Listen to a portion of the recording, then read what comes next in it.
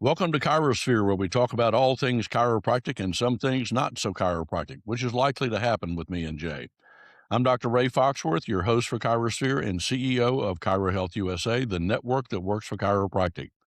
Today, we'll ask the question, what if the biggest challenge in healthcare isn't knowledge, but follow through? Today's guest is someone working to close the gap between intention and action in healthcare. Dr. Jay Greenstein is a chiropractor, healthcare innovator, and entrepreneur dedicated to helping providers improve both patient outcomes and practice performance. He's the founder and CEO of Embody, a digital health platform using behavioral science and AI to boost patient adherence and practice revenue, and the founder of Kaizo Health Companies, which include a 4 location chiropractic office and rehab practice, Kaizo X Sports Performance, and Kaizo Clinical Research Institute. A nationally recognized speaker and thought leader, Dr. J challenges traditional healthcare models and teaches providers how to turn patient follow through into real clinical and business impact. And most importantly, Jay is one of my closest confidants, a fellow instigator, and part of my mutual admiration society. So, welcome to the show, my friend. Thank you. Thank you. So excited to be here. Can we just stop there? Because that was like the best introduction I've ever had. I don't know if it can get any better than that. Well, we can wrap it up here and call it a day if you like. Shortest podcast episode ever, right? Beg your pardon? I said shortest podcast episode ever, right? Yeah, but highly effective and informative, I think. Great commercial. Listen, great commercial. Yeah, it was.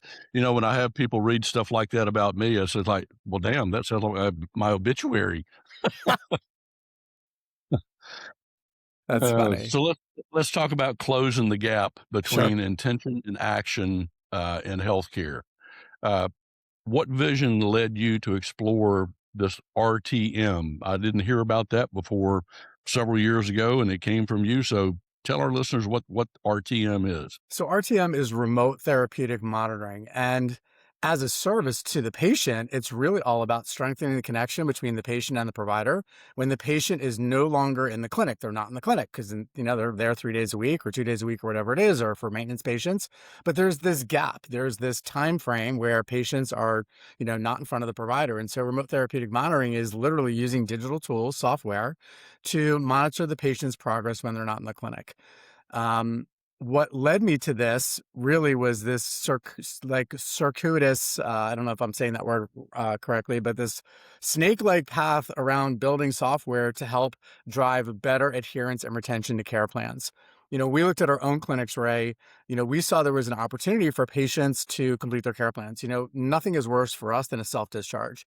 The patient says, I feel better, I don't think I need to come in anymore, but they're not functionally better.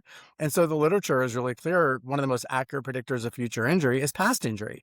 And that's because patients many times will stop when symptoms go away or symptoms decrease. And so our goal is to not have that happen. There's also the business impact, right? The more visits you have, the more revenue you create for your business.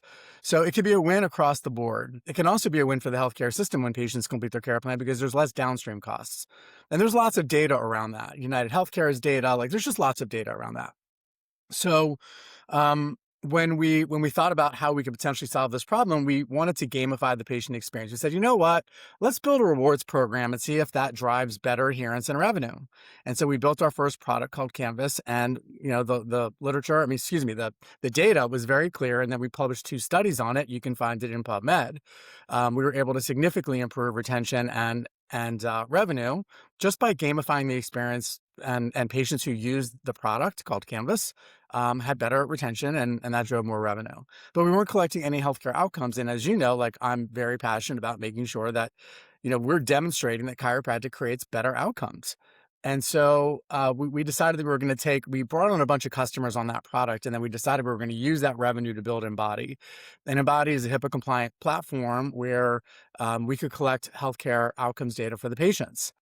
One of the things that we could also do, and we're doing, is we're actually collecting behavioral data. So what does it look like when patients are adhering? What's the adherence level of home exercise adherence? What's the adherence level of clinic visit adherence? And so we're collecting that data as well, and also comparing that to outcomes. And as we were going through this process of building the product and learning about the data that we were collecting, Ended up doing a call with an attorney, a healthcare attorney here in DC, and she's like, "You know, you built software as a medical device. You meet all the FDA criteria for software as a medical device, with what's called enforcement discretion," which I won't get into that, but basically we met the criteria. She's like, "Your customers who you bring on can now bill for remote therapeutic monitoring." And I was like, "Just like you, what's that?" Right? Like chiropractors, we don't know anything about this stuff, even though MDs, PTs, OTs, they've been doing it for years, since 2022. And this was back like in 2023, late 2023 and early 2024. And so, when we learned about that, then we started adding to the platform the ability for providers to bill for these services, all the documentation, all the coding prompts, making sure that all the time was being documented, because some of these RTM codes are related to time. And I can get into the specific codes in just a sec. So very long story short, we built a product that gamifies the patient experience, drives better adherence, drives more revenue, and it drives more revenue in a few different ways: better retention, remote therapeutic monitoring, where you can bill for these CPT codes, and then also the way that we've just launched our new gamification module, where we're creating a coin economy inside of practices. So when patients do the jobs to be done, they go to their appointments, they report their patient reported outcomes, they do their home exercises, they earn coins. And from those coins, they can actually use that to purchase cash-based products and services in the clinic. So we're driving more cash product and service revenue that way. So three ways: retention, RTM, and gamification, all driving more revenue into the practice, but also engaging the patient so they get the best possible outcome. So yeah, that was a lot. So It is. yeah, Yeah, so, to me, I think a couple of big takeaways, and I'm thinking more globally for the profession.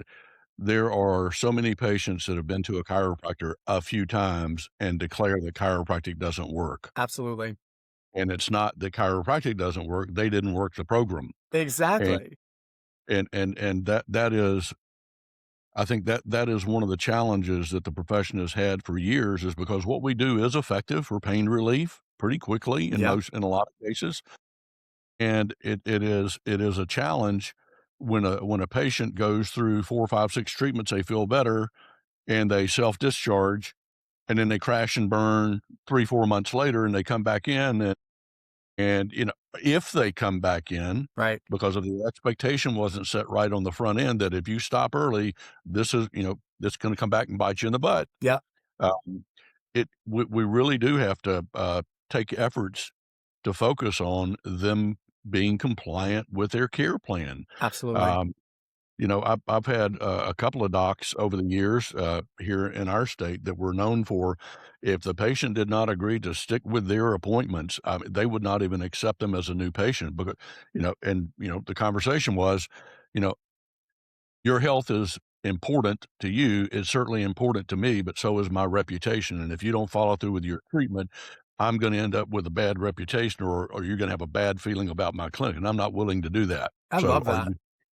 so are you committed to care? Yeah. Um, because if the patient's not fully in and doesn't fully understand, then, because the way they're raised, our society is quick fix, pain reliever, take Yep. a pain pill, immediate results, I'm done, and nothing could be further from the truth. That's right. So what have you seen in your clinic stats, the before and the after, if you will, with, say, X number of patients used to start and this many dropped out? What are you seeing as the difference now? So we've had about a 22% increase in doctor discharges, meaning significantly less self discharges, which is really what the goal is. We've also seen across, we did a study of 7 independent clinics who are our Embody customers, our early adopter cohort, and we saw a 40.48% increase in the number of visits. So much better retention. And we also saw a 35.12% increase in revenue. So because those two things are related, right? You go to your visits and the practice is going to make more money. We just published another study in the Journal of Contemporary Chiropractic this year. So you guys can go, take a look at that as well. That was just in our locations. And so, and the data has been so consistent, Ray. It's just been very, very consistent. Our app users are getting better results over time. and compared to non-app users. So we know that we're on the right track. There's still a lot to do. When you're building software, there's always something to do with the product. There's always more tinkering. There's always more ways to create impact. But our goal, again, is just to drive better retention and revenue, and the data supports exactly that hypothesis. So it's been really, really cool. That's awesome. You know, as you move forward, I guess this is being done now on an app. Yeah. Do you ever see it evolving into a wearable? That's a great question. So remote therapeutic monitoring is where the patient reports their data back to the provider. That's kind of the essence of knowing how patients are progressing in their care plan when they're not in the clinic. There's RPM, which is remote physiologic monitoring, which is exactly what you're talking about, right? It's, somebody has a wearable and they and that data gets reported back to the provider. There are lots of wearables that are already out there. I would say that at this point, while the physiologic data is super interesting and part of our product roadmap is to connect to things like Apple Health, I'm really interested in behavior change. That's when chiropractors, they don't realize, but we're in the business of behavior change. Patients have to change their schedules. They've got to get over logistical friction to get to the clinic. They've got to figure out their environment so they can do their home exercises. We're talking to them about their posture, their ergonomics, their activities of daily living. All of this is behavior change. So while data on a wearable can be very impactful for that behavior change, the Aura Ring, things of that nature, I'm also really interested in how we can provide both intrinsic and extrinsic motivators for the patient so they establish good habits over time. It's kind of the theory of, Atomic Habits by James Clear or Tiny Habits by BJ Fogg. That's the behavioral model that our product is built on. So just so, the audience understands, the patient has an app. They get their home exercises on the app. They report their outcomes on the app. They have HIPAA compliant conversations with the provider, through the app, so that if they have any questions or any concerns, or if they're reporting any increase in symptoms, the provider gets notified immediately and they can step in and then message the patient, hey, what's going on with your exercises? Or I see that you have an increase in symptoms after your visit. Let's, make sure you ice afterwards, or let's get you back in for a re-exam. All of that strengthens trust and strengthens the connection between the patient and the provider. So the patient has a better care journey over time. And the provider has a portal. They can see all the data on the portal. AI is built into the product where the patient, once the diagnosis goes into the EHR, our system will pull that diagnosis and model out the entire home exercise progression for the duration of the patient's care. And as the patient reports their outcomes, our model will then give them the next best exercise. Maybe it's a progression. Maybe it's a regression if they have an increase in symptoms. And the provider sees all of this and they can step in, make changes, do whatever they want.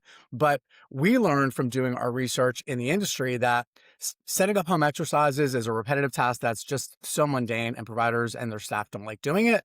And it takes a lot of time many times.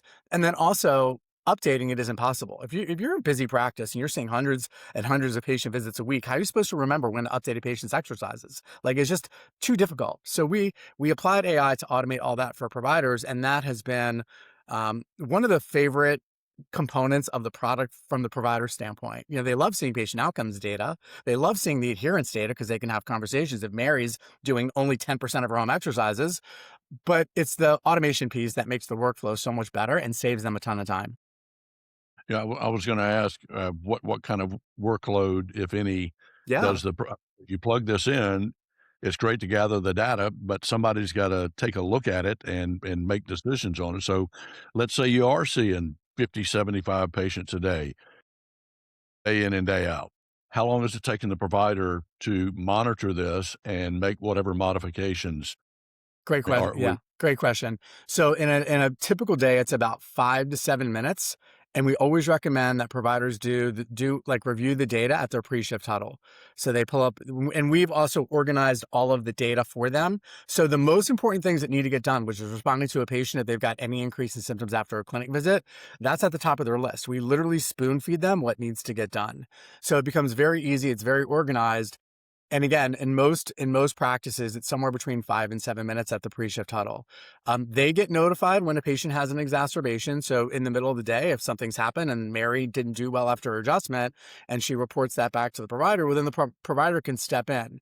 But they're most likely either they don't know at all, or if Mary calls the practice, they're doing that work anyway.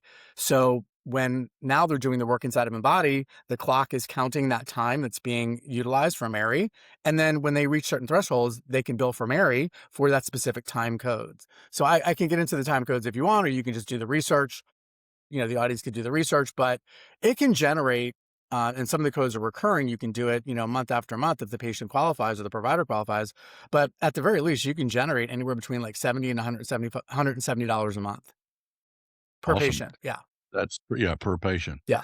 I'm curious, I remember as I evolved from having my Tandy computer with the floppy disk Oh my God. all yeah, oh, yeah, no Yeah. I doubt, remember that.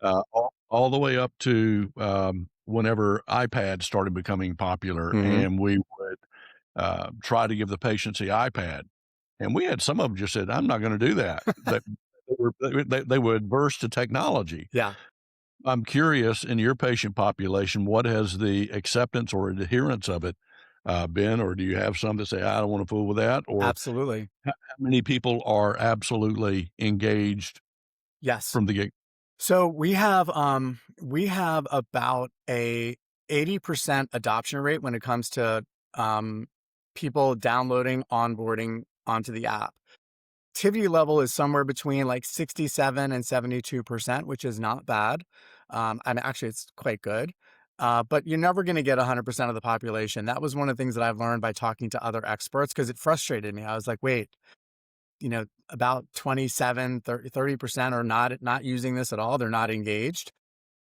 Um, and my experienced software advisors were like, it's a really good number. Like, of course, you always want it to be better, but don't expect 100% because that's just unrealistic, And we do have, some people are like, I'm not putting another app on my phone. And we're like, okay, then you're going to be doing Delete some one. some of the same exercises over and over and over again because we can't manage updating your exercises without you using the app. So we do get some who are just resistant, and you can just do what you can do, right? People are people. People Yeah, are you people, can't yeah. can't ever get everybody to do anything. Exactly. Unless we find the right intrinsic and extrinsic motivators, and that's really our goal, right? But sometimes they're just not going to download another app, and that's just the way it's going to be. So, understand you recently partnered with ChiroTouch. So how does Yes. that partnership enhance the way clinics use RTM and patient progress? How integrated is it, or does it feel like just one more thing you have to do? No. So that's a great thing. So we started with Clinic Mind, which was Genesis chiropractic software. There are EHR in our practices, so it made sense for us to integrate with them first. One of the reasons why we do integration, Ray, is so they don't have to do all this repetitive work. All the demographic data, the diagnosis data, the scheduling data, all that data is pulled over into our system, so the provider doesn't even have to worry about that. Um, so with now the partnership with ChiroTouch, we've got a much larger top of funnel audience that we can now integrate with. And we're just really excited about it because we have done many demos with ChiroTouch customers. And we're like, they want the product, and we're like, we don't have an integration yet. When we do, we'll let you know. So we've got a long list of providers that are just literally ready to go. So we're really excited about that because the more providers, obviously, we get on the product, the more data we have, the more we can fine tune the product to make sure that we're literally driving results, both in terms of more retention and even more adherence and even more revenue. And so the larger the patient population, the larger provider population, the larger the impact we're going to have. No. So the way my mind works, it's like, wow, I just heard this. Oh, what if you could, and then fill in the blank.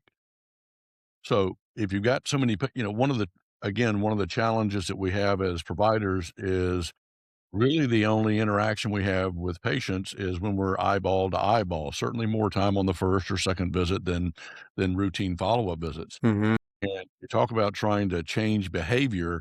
How do you do that within a couple of minutes over a period of visits? And you begin to realize you that's why we've had low adherence rates because it is difficult to do that unless you're doing a lot of, spinal classes and things of that nature to give them the information. Yeah. I see this as always looking for referral opportunities. I don't know if this is on the radar, but if you've got somebody that's really compliant with your care plan, they're gonna get great results more often than not, and that's a happy camper, but yet when they complete care, we're out of sight, out of mind, and Mhm. we don't have the ability to create that top of mind awareness. That's why we tend to see a lot of patients who have gone to chiropractors, and they've gone to multiple chiropractors, and you wonder why. It's because they couldn't remember the last guy they went I to. know, it's crazy. So rather than going, trying to figure that is a huge lost opportunity. And do you ever envision, or does I guess, RTM allow for other things, other interactions to occur with patients, such as, "I'm getting great results. I run into my friend Bob. He's having back problems. Let me send him a referral." Oh, yeah. Yeah, absolutely. So we have a whole patient communication platform built into Embody. We call it Connect. So when you think about any kind of messaging that you want to do, HIPAA compliant or SMS or email, all that's built in. Um, with respect to referring friends and family members, you can actually gamify that experience in our product as well. So the patient can earn coins. And by the way, when they redeem coins, there are rules. The OIG has rules around that. So we've built Yes, they do. all of that in. Because we need to make sure that our providers are compliant. Cash practices are different than insurance, but all that is built into the product, so the provider knows. But imagine being able to refer a patient or having the opportunity to refer a patient. They just want to refer because the chiropractor was great, the patient had a great experience, and they also get some coins, and now they can use those coins to come back to the chiropractic practice and buy some stop pain clinical or get a free discounted massage or whatever other cash services that the provider is providing to stay connected. So our goal is our mission statement is we want to help people make better healthcare decisions. And so it's one thing to get like an Amazon gift card as a reward, but it's another thing to be able to use those rewards to improve your health. And so staying connected to the practice is really important for us as part of the gamification model. It's been interesting, over the years. You do different things in your office to stimulate referrals, and at one point in time, we had what was called a healthcare pass, and we would give them to patients so they could get them to other people. And have you noticed that there are some people that are so damn competitive that they wanna be the number one referral source? Absolutely. I mean, it's just built it's just you can't create that in someone. It's either there or it's not. And ironically, well, you know, the good doctor, VJ Yeah. Patel, Yeah. he's one of our providers, and every time I run into him at an event, he wants to know, "Is anybody signing up more memberships in CHUSA than I am?" I 'Cause he love it. wants to be at the top, and I'm going like, "You're my guy." You know? Right. It's interesting how, you talk about human behavior and human drive. It is that gamification is magical. Absolutely. It really does, make a difference. Yeah, I mean, people leaderboards definitely work, and that's part of our product pipeline as well. People want to see how they compare to others, and that those are like the extrinsic motivators, and the intrinsic motivators are more around truly identifying the patient's why. A lot of time, patients will come in and they'll be, "What are your goal?" "Well, I just want to get out of pain." Okay. And that's it. And like that's the end of the conversation. Okay, we got to get rid of your back pain. That's your goal. But that's not really their true why. Then if you dig a little deeper, well, we got rid of your back pain, what would you do? Well, I would be able to pick up my grandkids. And literally I had a conversation today, sorry, not today, the other day with a patient about this exact thing. And I was like, okay, so so if you could pick up your grandkids, what would that mean to you?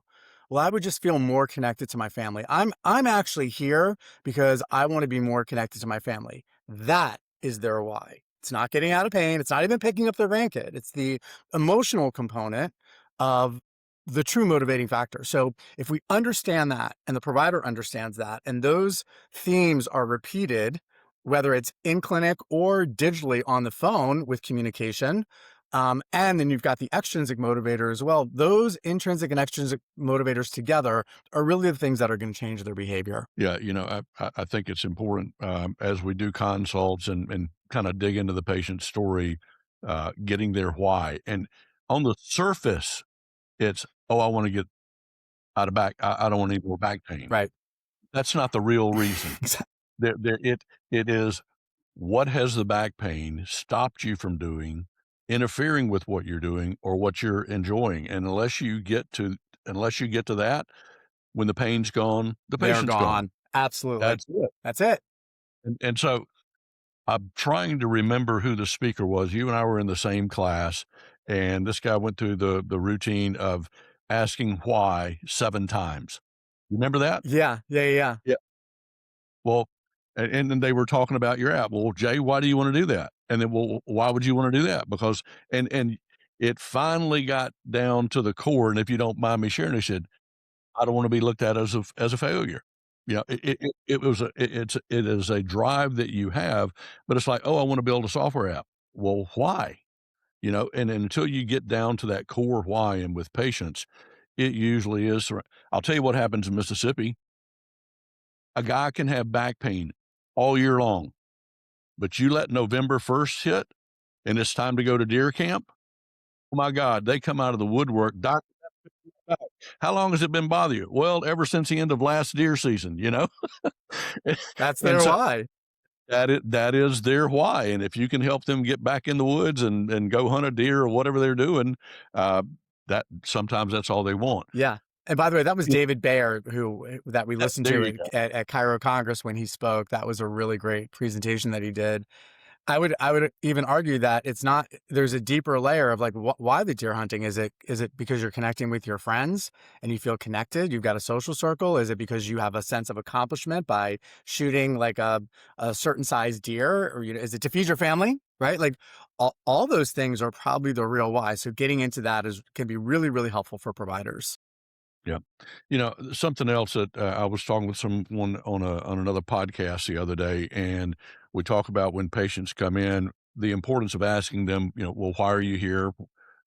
What stopped working that finally made you decide to come in?" And, you know, you will have those patients that say, well, you know, I'm tired of dealing with this back pain, or I want to be able to do this. In almost 40 years of practice, I never had anybody come in and say, "Oh, I just want my spine checked to see if I have a spinal submarine, Right. subluxation," or whatever, Right, whatever they right, right, call right, it. right.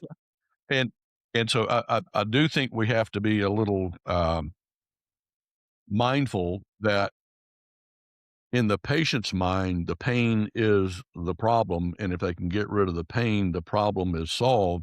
And so just saying, "Oh, you're only here for pain relief," absolutely embrace the patient's goal, but the reason they respond that way sometimes is they just don't know any better, Yeah. or they don't know anything different. Yep. And so doctors, you know, sometimes docs say, "Oh, if you're just out of pain relief, you know, but I don't like patients that I've got a pain-driven practice."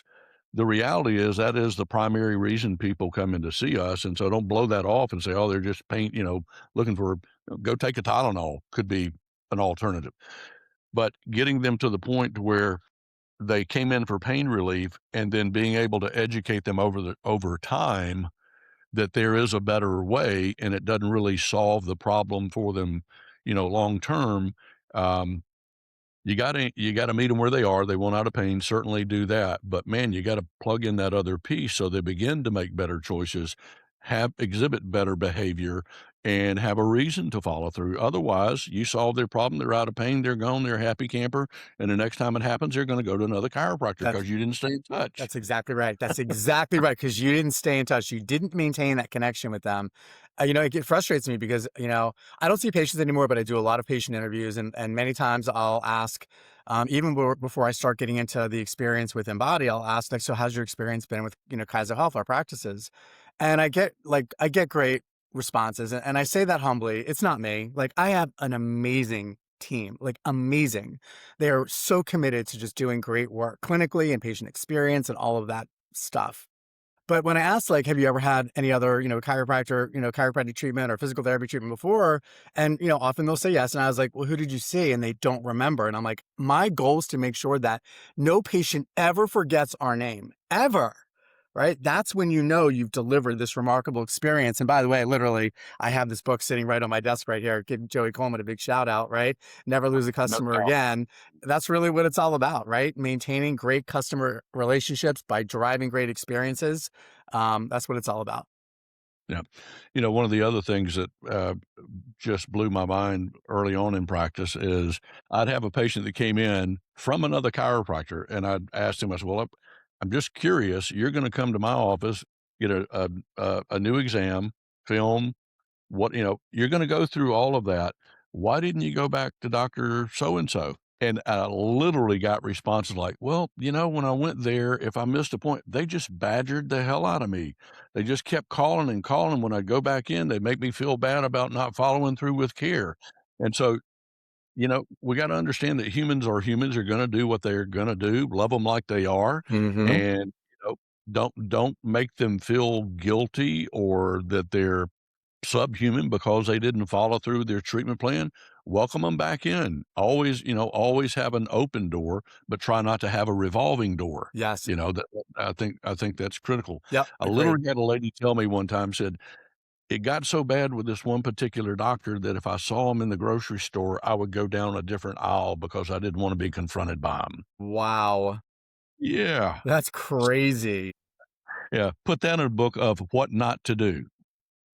Exactly. Like, I always Yeah. talk to my team, and if they have a patient who's non-compliant or non-adherent, I'm just like, maybe the patient's missed their last appointment or 2, I'm like, "Just check in on them." Like, that's your job. As a clinician, as a healthcare provider, just see if they're okay. Like, that is the primary goal. And then if you have the opportunity to find out, like, what their issues are or the reasons why they're not attending their visits, have that meaningful conversation with them, but it's never about like, "Oh, I just gotta get one more kept visit on the schedule." Like, that's just not what it's Yeah. about. Yeah. That's someone who's operating in that mode. They want the patient to receive the care more than the patient does, Right. and, those are the signs of that. They need it worse than the patient does. Exactly. Exactly. Well, hang tight, everyone, while we take a quick break to hear from our sponsors. Welcome back to our podcast with Dr. Jay Greenstein. Having a blast in this conversation. Every time we get together, I have a blast. So So fun. Always fun. let's switch gears a little bit. Sounds great. Maha. Yeah. Yeah, I know you attended the meeting in DC with Maha. What were the key discussions, and how do you see those policy initiatives shaping the future for us nationwide? Well, overall, it was an amazing experience because those folks at Maha want to support and are supporting the chiropractic profession. They understand how important chiropractic is to making America healthy again. I want to just start with that because, policymakers, they have their goals, but it's clearly chiropractic and ensuring that chiropractic is a main part of the healthcare system for our population was a high priority for them, or is a high priority for them. So I'll just kind of go down the order in which we talked about the issues. The first issue that came up, Ray, was Medicare. You and I have had many conversations around Medicare, and the disturbing, I'm just going to be very honest here, the disturbing part of that conversation was that literally Maha was saying to both the ACA and the ICA, "Hey, what's going on here? What is it going to take to get this thing done where there's one bill?" And, both the ACA and the ICA representatives were, talking about how they were collaborating, not getting into great detail, but that something was in the works and they were collaborating.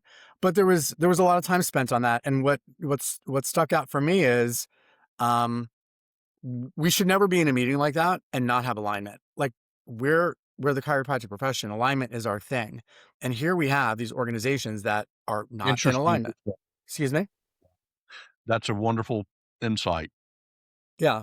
So, but it was cool because they were very understanding and patient, which I thought was remarkable. And they offered their support. And I do believe, I haven't been in a Maha meeting in a while, but I do believe that there is ongoing support to try and get this thing done. Um, the next thing that was talked about was just about access for veterans.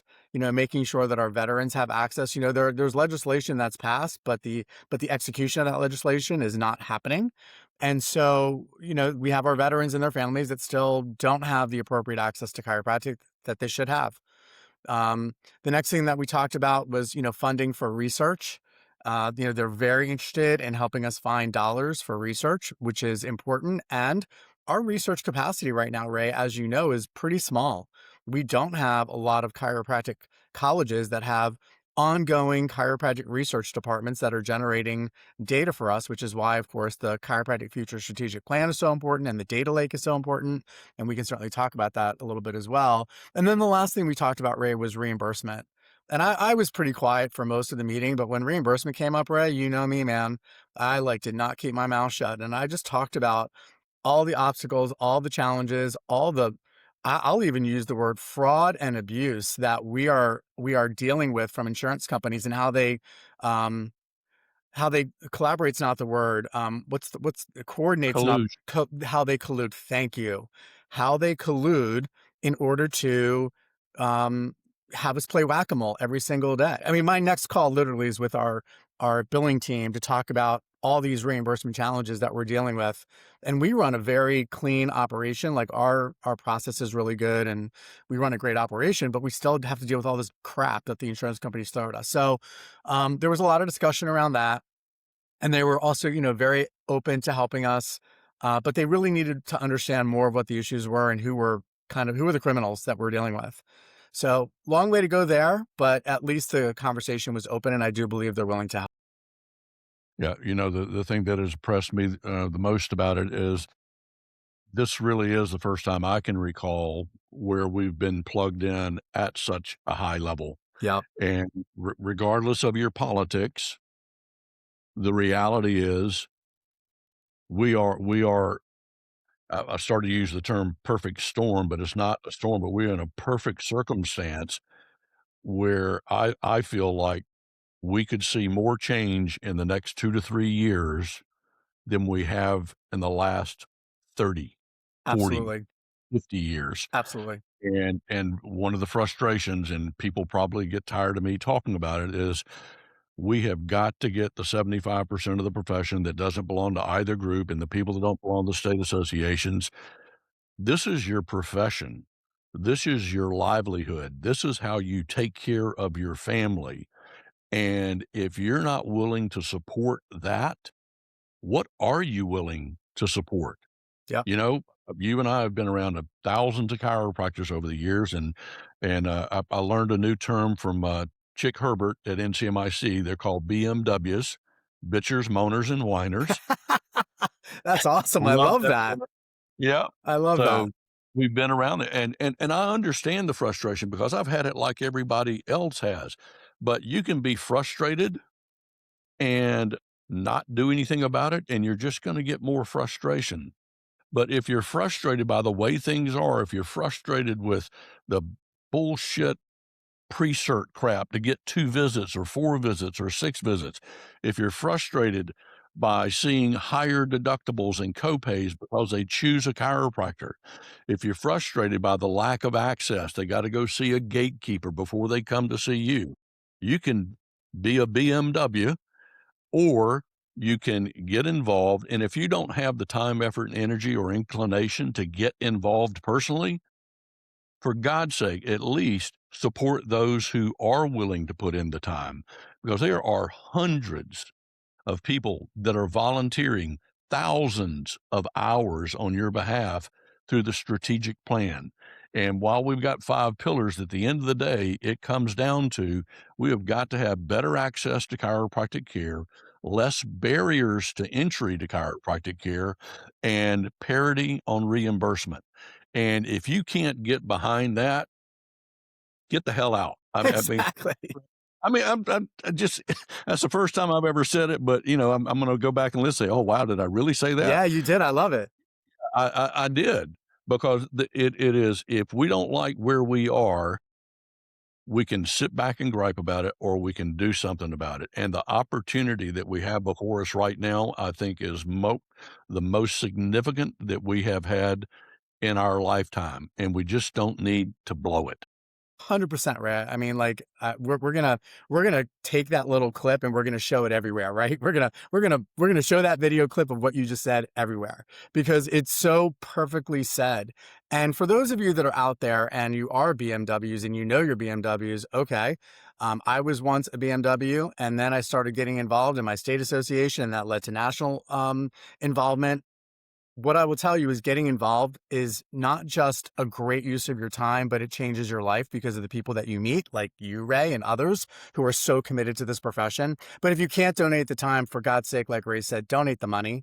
Like, we need money. Like Maha, if we work with Maha and we need to send money or donate to a political action committee to move the needle on Medicare or other legislation that improves access and improves reimbursement, it's going to take money. That's the way our system works. So if you can't donate time, donate money. Go to chiropracticfuture.org and donate And money. yeah, and I'll turn it the other way as well. If you don't have the money, you're, new into practice, you don't have the funds. What you have an abundance of usually when you first open your practice is Time. time. Yeah. And you're pretty motivated when you come out of school. I mean, it's exciting. So steer that energy somewhere. If you don't have, if you're not slammed in your schedule, I hope you are, but if you're not, your help is needed. Your time and your effort and your input is needed. And so whether it's money or your riches or your talents, give something. Yeah. I think that's the takeaway. And I hope I didn't offend anybody by saying get the hell out, but it is one of those things that you're either on the team to improve the profession or you're not. And as I've often told people, what I have found personally is I get out of chiropractic what I put into it. Absolutely. And the more you put into it, whether it's just in your practice, into being involved and changing policy, it is much more rewarding if you're at least trying to make change, trying to make improvements. And I was talking to somebody yesterday, and I said, really, you boil it all down. And my mom and dad were both chiropractors, so I lived through late '60s, early '70s. They didn't have a license in Mississippi till '73. They wouldn't let them join the Rotary Club. They would not let them in the country club. So I mean, I've lived that Yeah. personally, Yeah. and that's part of what drives me. And at the end of the day, I wish all of us had the goal of let's just leave it better than we found it. Amen. Yeah. I just think it is so critical. Well, if I can just give you a shout out, you have done that exponentially, Ray. And for those of you that are in the audience and listening, Ray donates his time, talents, and money like no other in our profession. You've given millions of dollars to this profession. You've given, I don't know how many hours, hundreds and hundreds of thousands of hours to this profession. And you, my friend, have definitely left it better than when you came in. Well, I appreciate that, and wasn't fishing for I know, but you know what? It just needs to be said because people don't really know how hard you work for this profession, how much you've donated and given, and they need to know. And that's well. Let why me, that's why I'm a huge Chiro Health USA supporter, baby. There you go, yeah, right there there. you. Sign it up. I got a couple choose patients on our schedule today. We're gonna get those people signed up. Well, I would be remiss if I didn't say it's not Ray that gives the money while we do that through our company. It's the result of all of the doctors, over 7,000 providers over the last 18 years that offer the CHUSA membership to their patients, which keeps the docs compliant and out of trouble. But it is revenue that's derived directly from the doctor's willingness to run a compliant practice and the patients that are willing to join. So we're just the conduit. But that was important to me early on. We made a commitment to give back a minimum of 5% of our revenue back to the profession through state associations, the foundation, strategic plan, or wherever we can help to the degree that we can. So it is one of my biggest joys is to be able to do that and to know that we're having an impact. So Yeah, thank you for so thank you, Ray. let's pivot a little bit to leadership and mentorship. I know you've held multiple roles in many different organizations. What's the biggest lesson you've learned about guiding teams and inspiring innovation in chiropractic or in healthcare in general? I think the first lesson that I learned, and I've tried to do this in all of my roles, is just being a really good listener.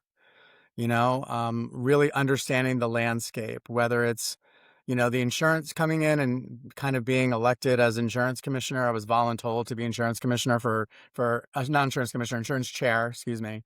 Well, I For wish you were insurance Yeah, nah, commissioner. sorry. And yeah, I wish I was too, actually. Uh, Insurance chair for, Maryland and then the Virginia Chiropractic Associations because my clinics are in those two states, and just really listening to like not just what my issues were, but what other issues were. And then, collaboration. I'm definitely not one of those leaders. I don't have a leadership style of telling people what to do. I really like to build consensus. It's really kind of a joy when you're having meaningful conversation and people are really throwing out ideas and everybody in the room is being very respectful and really trying to figure out how we solve these problems together, and then you solve it, and then it's like, "Holy shit, that was really cool." I remember back in the day, we weren't able to bill for X-rays for our largest payer, Blue Cross, and I'm like, and so we had a smaller subcommittee, and we ended up setting up a meeting with Blue Cross, and we said, "Why are you doing this? It's actually costing you more money. Like, and it's also costing the patient inconvenience. You're paying for the films anyway. So why do they have to go to 3 places to get evaluated? Like, just cover for us." And that was one of the early victories that made me feel like, okay, when we work together as a team, we can really do anything. And I think that has always stuck with me, even though we've run into many obstacles and we've failed as well. We tried to build a successful IPN across 3 different states, Pennsylvania, Maryland, and Virginia. We failed. It didn't work. We couldn't get the payers to buy into this idea that, the model in Nebraska would work for Maryland, Virginia, and Pennsylvania. And a lot of doctors spent a lot of money, right? Like every doctor, spent $2,000 to get into this network, and we were going to use that money to kind of fund the growth of this IPN. And it just didn't. After 5 years, 6 years, it just didn't go anywhere.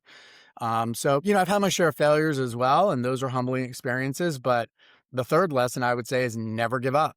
You just never give up. You just Yeah. keep going Yeah. and work towards, making sure that we live in a just world. Yeah. It's interesting the conversation around insurance companies. And, first of all, people need to understand insurance companies are not in the business to pay claims.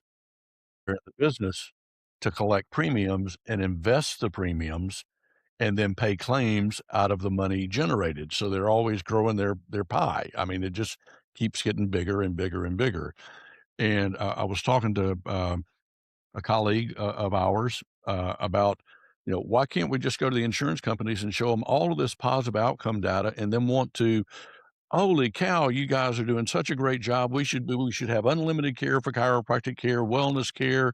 We should pay for everything because it's the most effective, efficient thing out there for, neuromusculoskeletal problems.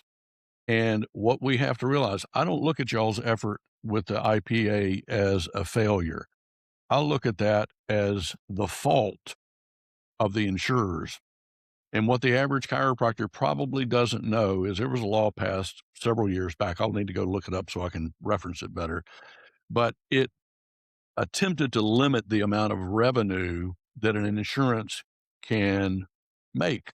And I think they set it around 10, Yeah, 15% of whatever was collected, and they had to guarantee that X percent actually went to providers. Well, think about this. They have no incentive to keep healthcare cost down because if you're working off a 10 or a 15% margin, do you want the expenses and your premiums to be higher or do you want them to be lower? So we have diametrically opposed goals.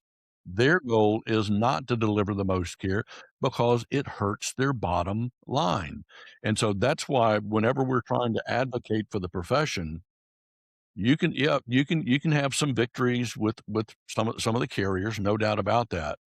But I really think that the place where we make that change is with the employees, the employers, the self-funded groups, because they do have a vested interest in keeping healthcare costs down. absolutely. And so that's the tree that we need to be barking up, because if they had an uprising, then the insurance companies will begin to listen to that. Matter of fact, 15 years ago here in Mississippi, as behind the times as we are, Mhm. we had a large group of self-insurers that basically broke away from the insurance. Blue Cross had 80%, 85% of our market here. We were captive, and the employers had enough.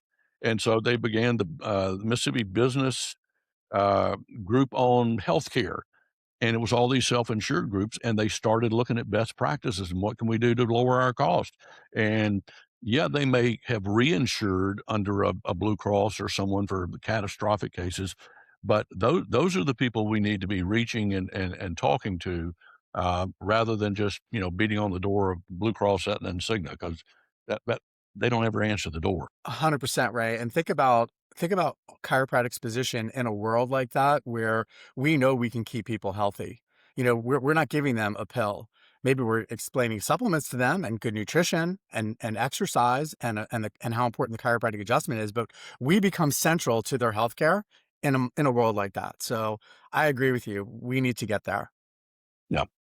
So I know you're involved in other things other than Embody and RTM. I know you've lectured a lot recently on AI.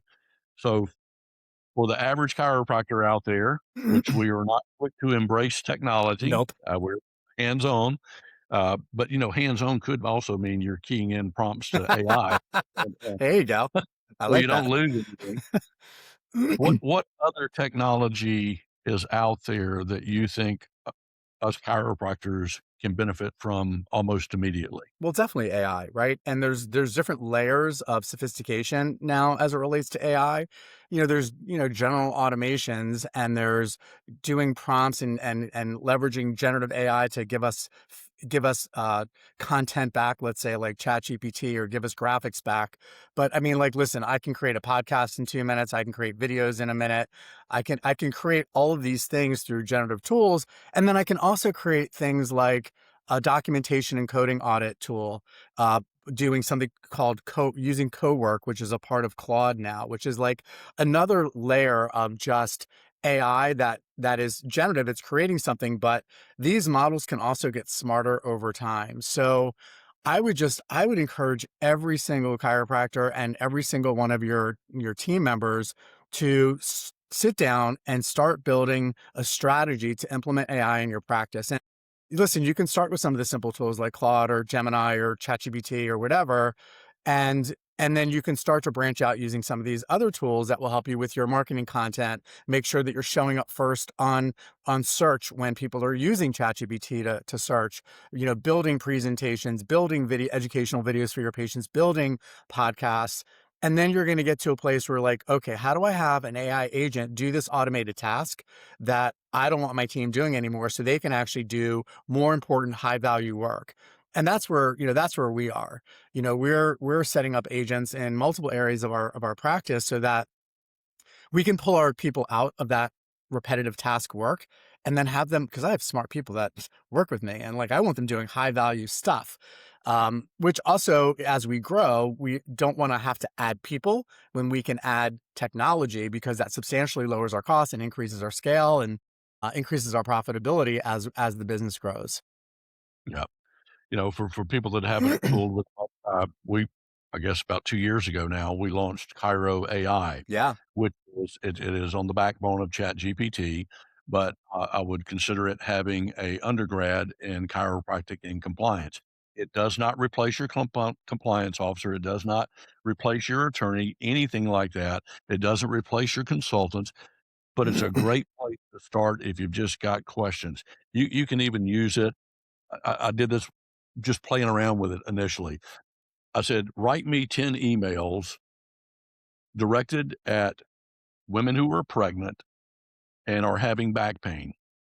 And it spit out, and it was using the words that more women would use than men. And then I said, "Rewrite this in the voice of a male who has a wife who is pregnant and having back pain." And it's entirely different. Yeah. Still is encouraging her to get in to see the chiropractor. And then I had a little fun.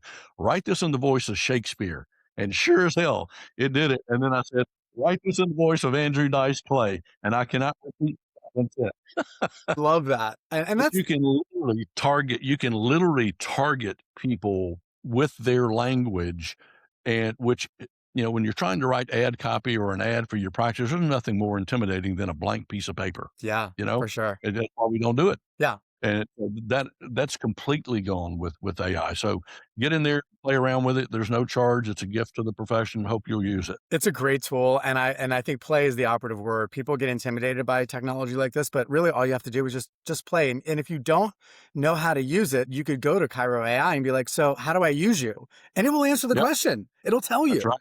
So, again, chiropractors must adopt this technology. It is moving really, really fast.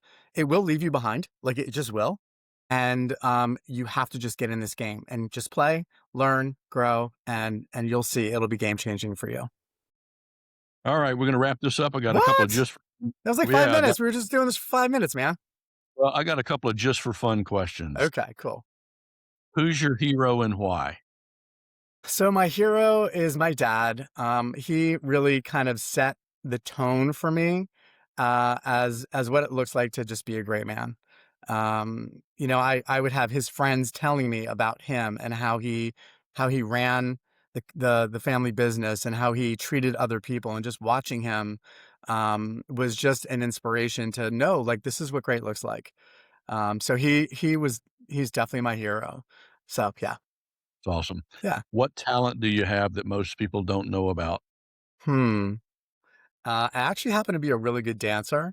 So when I was a kid, I used to watch Soul Train like every Saturday, and like I love music. And I won some dance contests in my day. Wow, I did Yeah, not know that. Yeah, yeah. I can't wait till the next time we're around some music. I might have to have a couple drinks in me, but yeah, man, Oh, I I can cut the I understand. can cut the rug. Yeah, it's, that liquid courage that Yep, helps us do exactly, all. exactly. What's the worst job you ever had? Oh, I know, hands down, was selling ladies' shoes when I was in high school. God, that job sucked. My god, Smelly feet, disgusting. Like, yeah, no, that was by far my worst job ever. that's Yeah. that that could be bad. Yeah, it was smelly, very Uh, very smelly job. Great motivation to go to chiropractic college, right? Mhm. Yeah, I definitely knew what I didn't wanna do at that point in time. so, what do you think you would be doing if you weren't doing what you're doing today? Wow. Um, I would probably be doing something related to, like, sports and finance. Maybe like a sports agent. I could see that I could do something like that. Um, yeah, probably like a sports agent. Well, doctors, if you're offering discounts, make sure you're not violating state or federal rules on dual fee schedules, inducements, or anti kickback laws. The fines are serious. Our profitable discount strategy keeps your discounts fully compliant and profitable. It starts with a free, no obligation call to see if we can help you, just like we've helped thousands of other doctors nationwide. Many of our clinics have seen a 20% increase in revenue and a 50% patient retention within our network members. For 18 years, over 7,000 chiropractors have helped 4.3 million patient family members get affordable care through ChiroHealth USA.